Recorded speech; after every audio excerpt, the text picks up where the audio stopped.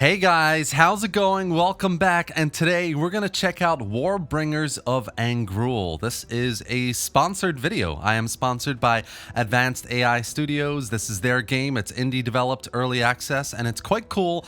Obviously, because it's early access, it's very unpolished.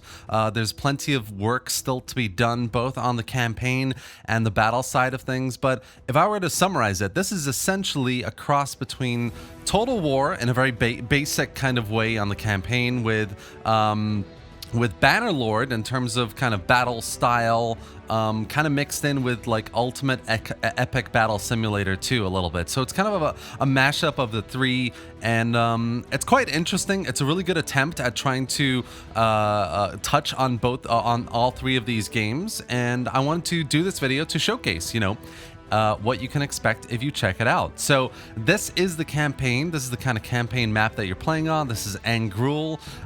There are going to be 3 playable factions, I think. The third here is the orcs. This is high fantasy, right? This isn't purely medieval or anything like that. There's a bit of high fantasy here. We've got orcs. We've got a crusader human faction. And we've got a kind of like I would say like a militia, kind of early, kind of medieval style human faction here as well. These guys are a lot more gunpowder. This is a lot more kind of like spells and healing and all sorts of magic. And then the orcs, I don't know, I haven't been able to access yet, and they're working on that for a later update. But yeah, so what we're going to do is essentially we're going to check the campaign out really quickly, and then we're going to look at the battles. They've asked me to do like a 500 versus 500 troop battle, which is quite huge. I don't know how my system's going to handle it, but it should be good. It should be really fun.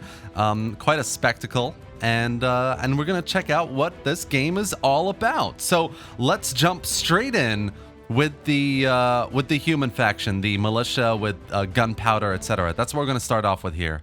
All right, so here we are. We've got a nice little kind of starting tooltip, kind of, tutorial system to get you through the most important gameplay elements. You've got resource gathering, you've got forests and farmland and coal and iron that you can build certain gathering villages around, essentially, to build up your resource pool. You've got a main city to build up your cities. You've got troops to recruit. You got to build the buildings for that, but you've got troops. You got a creation of an army system. You've got combat, and we'll get through all of that as well. A trading system between cities, which is quite cool. Technology system, which we're going to look at as well. And then bandits. And there's plenty other things that they haven't covered in this tutorial system just yet, but we're going to run through them really quickly. So as the kind of starting human faction here, this is your city. The models are quite cool. Obviously, like the campaign map, this is very, I would say pretty well designed. Like they put a lot of effort into different types of biomes, kind of like a normal foresty bit with like terrain, mountains, and we've got a more of a wintry area up north there. It's kind of like, it reminds me of Game of Thrones a little bit. And you've got a little bit of an island over here, which is quite green. Doesn't look like it's filled with much yet. I imagine that they're going to implement a kind of naval aspect to the game eventually, because we've got these like ship models dotted around, like this one over here. So they're definitely kind of interesting possible future gameplay elements they could add here. But yeah, lots of big mountain ranges, and we've got nice, beautiful kind of sandy areas down here, and then what looks like a bit of a Mordor inspiration with this kind of like ashy area over here. So there's some really, really nice stuff, interesting looking campaign map to begin with in the early access. It's quite impressive. But yeah, so this is real time. This isn't turn-based, so you pause the game with this kind of, pause, play, fast forward down here. You've got tech. In tech, it's quite limited. Again, they're going to build it out, I'm sure, but you start off with, being able to trade between your cities, having more guards to guard the caravans that trade between them. You've got coal mining, sulfur mining, iron mining, being able to smelt them. You've got black powder, so later on with this faction, you get access to gunpowder units, horse breeding for cavalry, etc. So some good kind of like starting tech tree for this faction. And then, yeah, you've got these bandit camps, which are the fireplaces, these kind of like, fire pits around the map. These are bandit camps, essentially, and the more kind of developed these camps are, the bigger the resistance you're going to meet when you attack them. So this has one box, which means it has resources you can raid to take if you defeat the army. This doesn't have a box, so it's going to have a smaller bandit force defending it. And less resources. And then you've got this one over here, weapons, 3 boxes. You know, this is going to be a big bandit force over here. So yeah, that's kind of like a bandit system. You can see the AI. I don't own these lands. I think that these lands belong to this city over here. So the AI is quite active. It builds up resources. It attacks bandit camps. It attacks you as well. I've played a couple just to like get my get my experience through it a little bit to understand the gameplay. And these like neighboring cities, they come and they attack your resource production villages. They attack bandit camps. So yeah, there's a lot that goes on in terms of the AI as well. So you click on a city, you've got building slots, you've got resources, iron ingots and coal and sulfur. What we're going to do is build a infantry production building and an archery range to begin with really quickly. Oh, I don't have enough resources for that yet. So how we gather resources is you do the village construction, you go forest camp, farm, and stone quarry. We're going to build a forest camp over here. And we're going to build a farmland because those are the resources you use the most. So where do we have? Here's our farmland over here. We're going to build that. And then the two of those, they're going to start every day, I think, or every 5 days or something. They send a big man on the map, comes across and sends you resources here. So that's what's going to happen there. And while they do that, we're going to build a few more buildings, recruit some troops. And I think we're going to try and attack a city. So we're going to attack this city over here.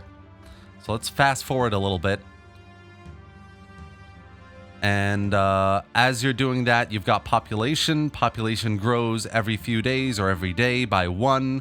Unless I think you build a houses building, like a residential area building here. I think that might increase your population growth.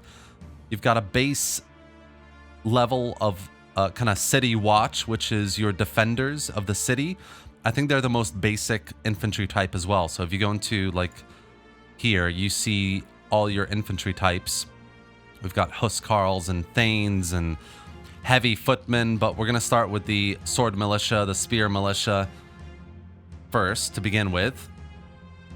And then I think we've already got a bunch of resources. So let's just get a stone quarry going as well, which should be here. Yeah, we're going to do that there.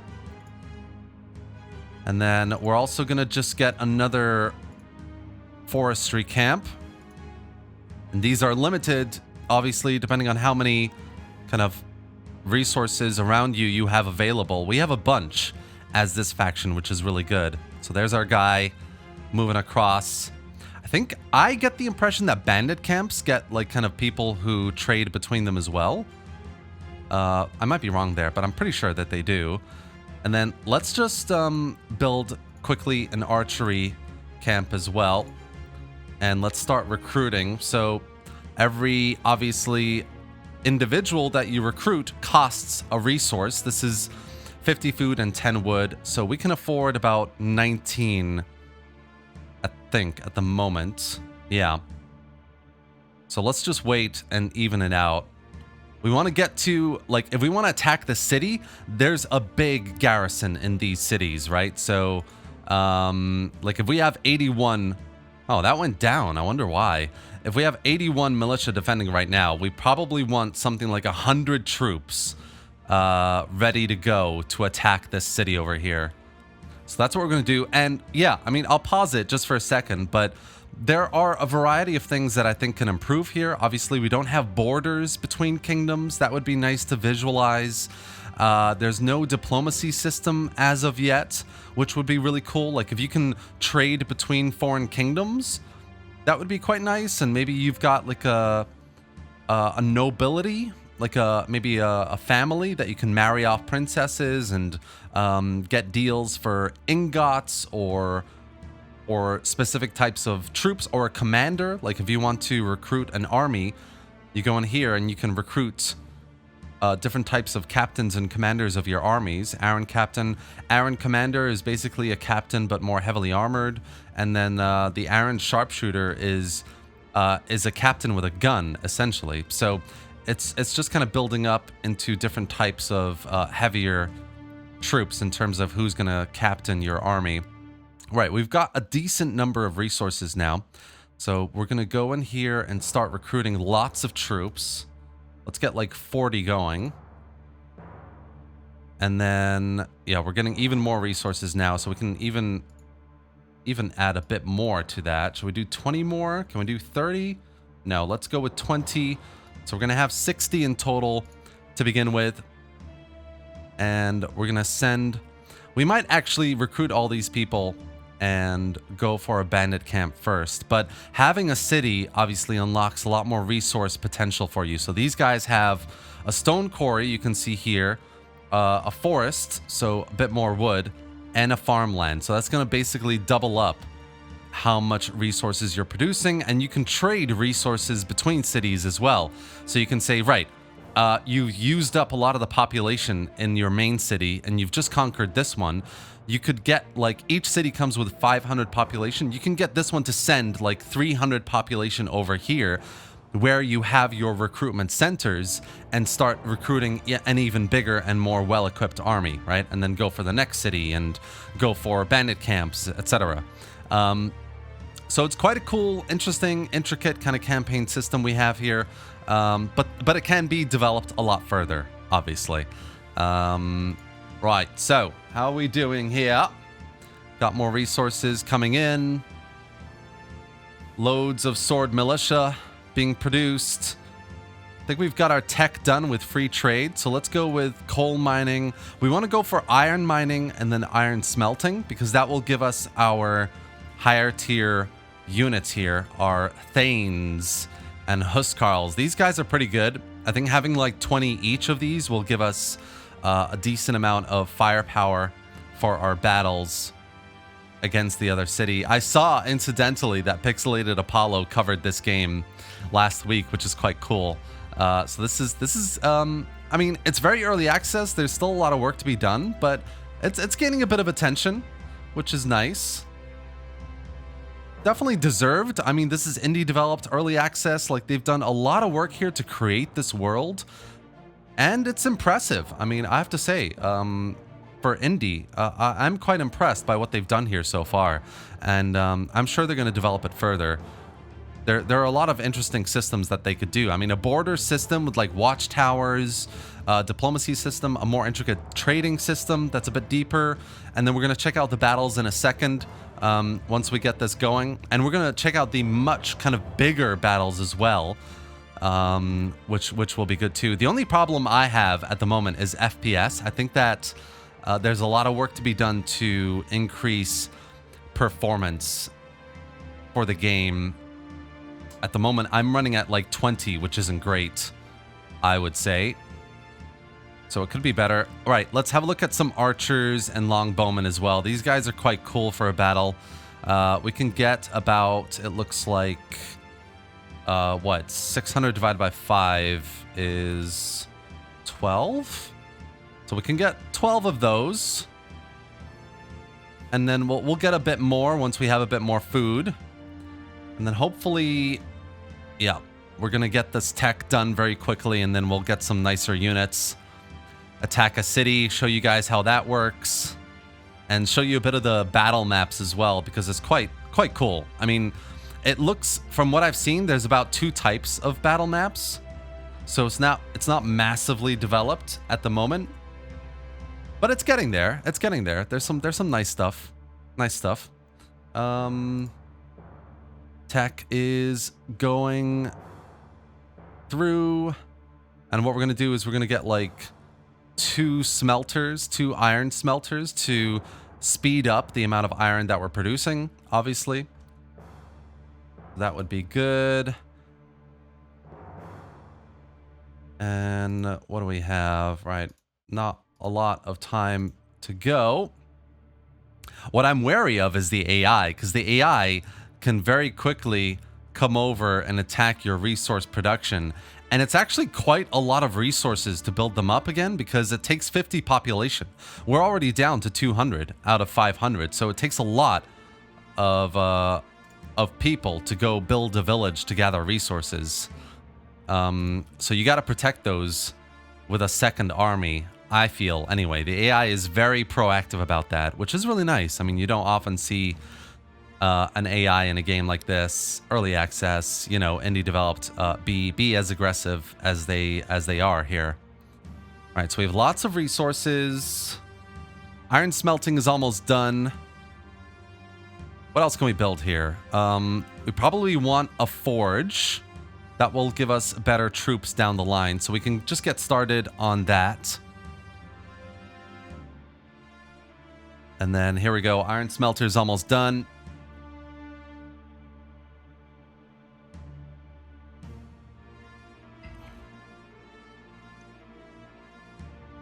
The other thing that probably could be improved a little bit more is just the general UI. I mean, the art style is quite cool.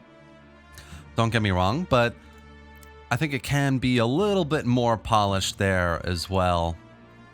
Right, so we're going to build an iron smelter here and another one there. And we're going to get a iron mining village, which should be this one here. And we're also going to get a coal mining village because we need coal. We need to burn coal to be able to produce our iron.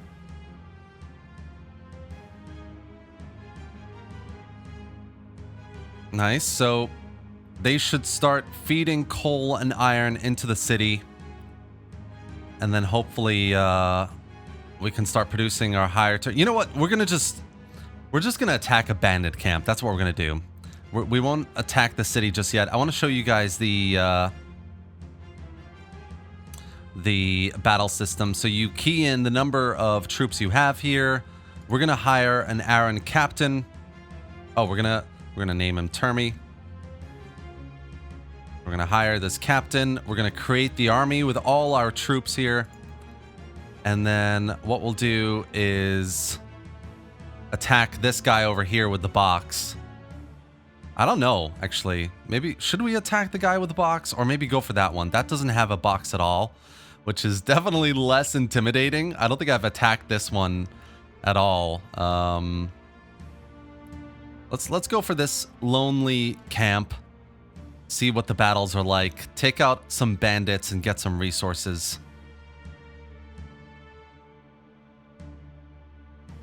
You approach the guy. 14 footmen, 1 captain. You get 30 seconds to decide, oh, is this too big a force? Retreat, or maybe you vastly overwhelm them on a resolve. But we're going to check out the battle and see what it's like. Right, so here we are. And there are our troops. We should have about 130 troops. So they're all kind of lined up. The basic battle is like here, right? The terrain is here.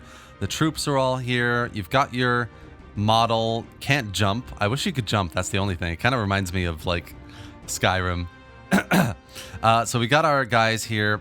Models are a little bit wonky on the face, but otherwise they look quite cool. And the enemy is going to be approaching from the horizon there. So what we do is we're going to click on all infantry, F1 to attack. So they're going to charge. We're going to get all ranged to attack as well.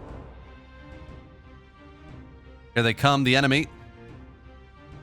Well, there's a lot of us, so I'm not too worried about this. But essentially, yeah, this is how the battles play out. There aren't really any formations just yet, but the next update is something that they're working on. You've got a basic attack here, and you've got a heavier attack. Oh, there goes that guy.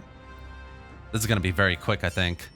But these guys are taking out some of our troops here. We've got bodies on the ground. Oh, that guy's dead. Oh, this guy.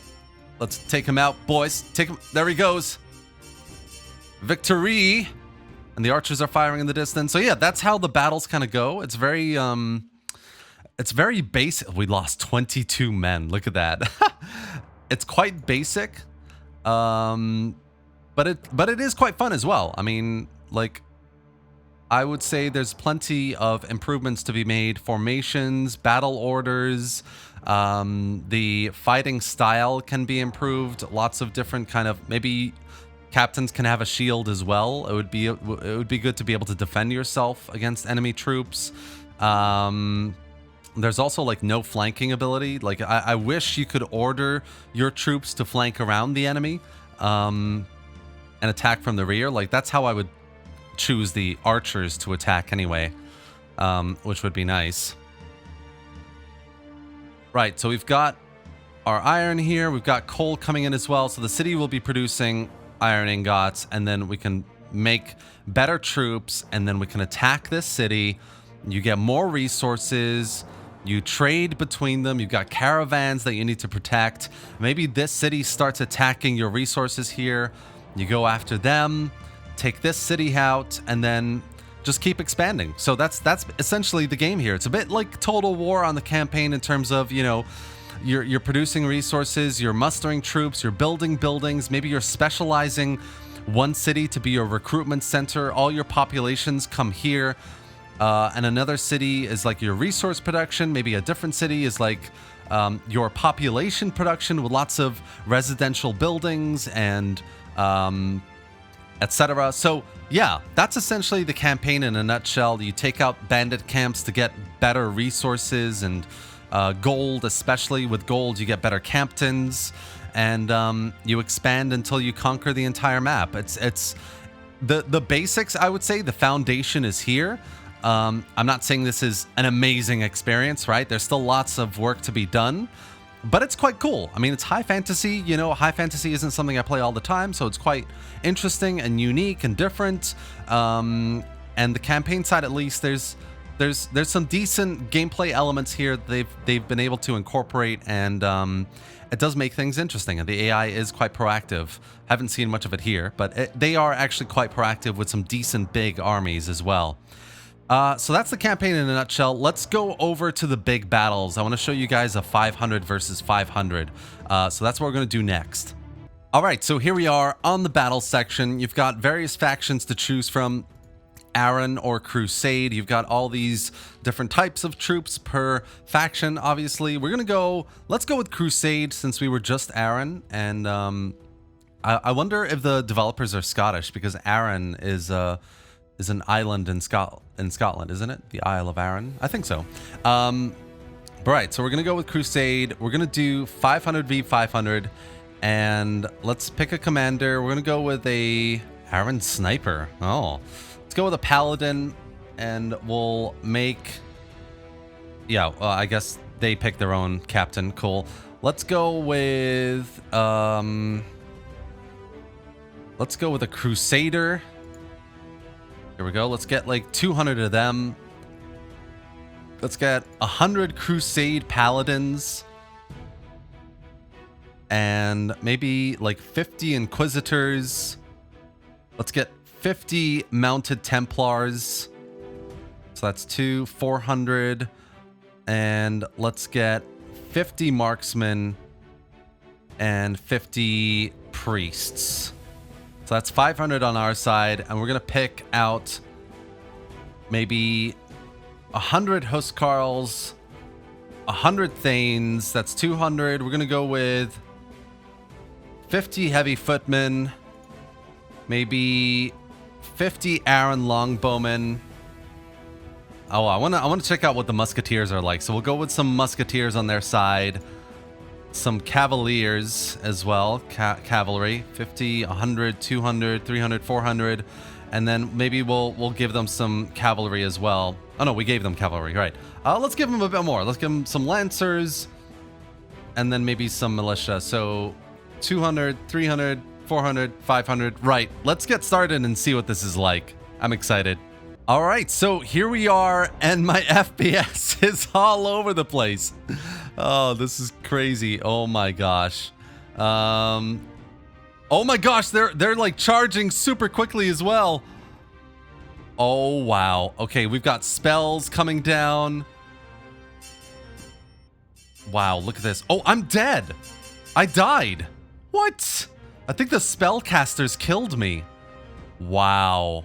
Look at the special effects though. That's pretty insane. Here come the enemy troops as well. Holy crap, my FPS is like 5 frames per second right now. So yeah, performance could be a bit better. Maybe it's just my rig. This is insane.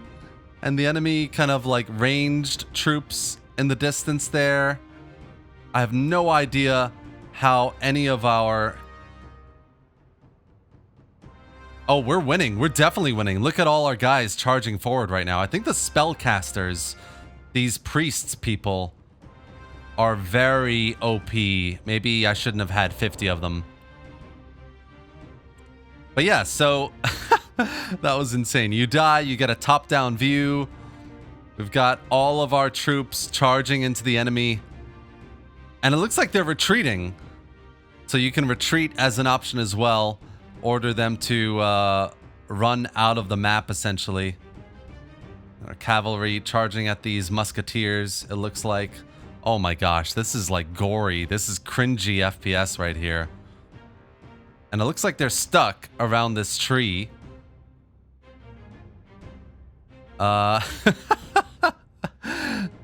Wow. Yeah, so there's definitely a bunch of work to be done, I think, on the battle side. Performance-wise, I think AI-wise, I think battle formations would definitely clean this up quite a bit, because then the AI would be forced to get some formations going, hopefully, and having battle lines would be a great thing. You know, being able to flank around the enemy, having cavalry not just charge in, but go around as well. Having spellcasters not raining fire on our own troops would be a good improvement. And yeah, you see these guys on fire as well. So there's definitely a lot of like effects that they've added in that are quite cool. Wow. It's actually quite impressive. For an indie early access game, this is actually quite impressive. But yeah, essentially there's still a lot of work to be done. So why don't we just actually... Oh, victory, there you go. Nice. Why don't we try this again? Maybe go with something a bit simpler. Let's go with like... We'll be Aaron. We'll take 100 militia. We'll get 50 Huskarls, 50 Thanes, and some musketeers and cavalry. And then we'll give them the Crusade faction. And we'll do like 200 militia, 100 Crusaders, and what are we at? We're at 100, 200, 300, 400. Yeah, so we'll give them like 100 Templars. Let's see how this goes. And hopefully I won't die. Oh my gosh, the FPS is still really terrible. Right, let's select all units and attack. Oh, this is so choppy. Wow. All right, everybody is barreling forwards at 5 frames per second. Oh, wow. Okay. The musket sound effects are quite cool, actually. And the smoke effects. Wow. That is actually quite a bit more impressive than I was thinking. All right, let's go see how the battle's doing. And there's also an option to select all monsters. So I'm guessing with the orcs and maybe with other factions in the future, you're going to have access to trolls or dragons or something. Right, here are the enemy crusaders. Let's attack the enemy here. Whoa! Okay, that's fun. That's fun. So I do a bit of a Sauron swing with my second attack here. Here we go. Boom! Yeah, that's wild. That's hilarious. Right, we're gonna keep attacking these crusaders. How is the rest of our troops? I feel like we've lost a lot of men. Yeah, I feel like we've lost a lot of men. Feel a little surrounded here. What's happening over here? Look at all these. I mean, look at all these like idle people. What are they doing? They're like praying. Maybe they have like a special ability to heal or provide a rally or something like that. Boom. I don't seem to be doing a lot of damage, so I think maybe some of these stats need to be rebalanced as well. I feel like I should be killing people left, right, and center. Yeah, I also feel like all my men have died. Yep, all my men have died. I'm the only one left. And I don't seem to be doing any damage whatsoever. And I'm dead. I wonder if the muskets are going to be able to do some damage, though, against these guys. So, yeah, there you have it. The front line, all kind of on the ground. They've died. Down to our last man over here, it looks like. Yep, there he is. Oh no, he's down as well. And these guys are kind of praying at the sky. Right, okay. All right, okay, I think that's it for today, guys, essentially. This is going to be, let's see, can I? Yeah, so everybody is, oh, the cavalry is charging as well now. All our guys are retreating. Look at this. Actually, you know what? Maybe we can have them. Are these the musketeers? Yeah, they are. Can we? Oh, look at that. The cavalry are just... Oh, we won. Oh, damn. Interesting. Okay, guys, so yeah, that's essentially it for today. Just wanted to cover a bit of the all-rounder view on what Warbringers of Angrul is like. If you enjoy it, you know, go into the Steam page. I've dropped a link below to check it out. It's... You know, as you've seen, it's quite unpolished. There's still lots of things that need to be worked on, but I think for, you know, the kind of development team that this is, very indie, very early access, they've made a lot of progress in terms of the foundations of what they're trying to do here. There's a lot of progress here, which is good to see. There's plenty of stuff to be done. They're going to be working on an orcs faction. They're going to be obviously adding in formations and more battle orders, more kind of rebalancing both on the campaign and the battles, hopefully more like battle maps as well, because there's only a very limited variety of those. And yeah, I think they have a whole roadmap for this year as well. So if you go on the Steam page, you'll be able to see their latest piece of news is about their ambitions for this year. So yeah, it looks unpolished. You know, there's tons of stuff that needs to be done, but they're very ambitious. They're a really positive bunch of guys. From my interactions with them, they take feedback on board like really, really well, and you know they're really cool about it all. And yeah, I've really enjoyed checking it out. Thank you again for sponsoring this video, Advanced AI Studios. It's been an absolute pleasure. I hope you guys have enjoyed this video as well. If you did, give it a like, drop any thoughts or questions in the comment section below. Let me know what you think about this game, Warbringers of Angrul. If you think there's still, you know, plenty of stuff to be done. If you're going to be checking it out as well, let me know. And yeah, that's it for today. Thanks for watching, guys. Subscribe for more videos and more strategy game videos just like this, and I'll see you next time.